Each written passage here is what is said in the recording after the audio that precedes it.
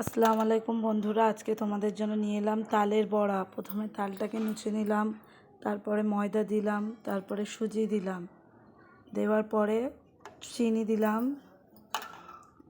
এবারে একটু মৌরি দিয়ে দিলাম, দিয়ে ভালো করে মাখিয়ে নিলাম।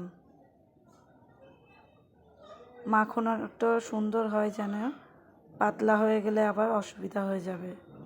তেলটা গরম করলাম, করে একে একে তালের বড়াগুলো ছেড়ে দিলাম। দেখো তালের বড়া আমার হয়ে গেছে।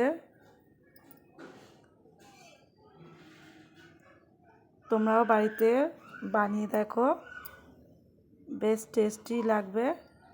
তোমাদের ভালো লাগলে লাইক, সাবস্ক্রাইব ও কমেন্ট করে দিও।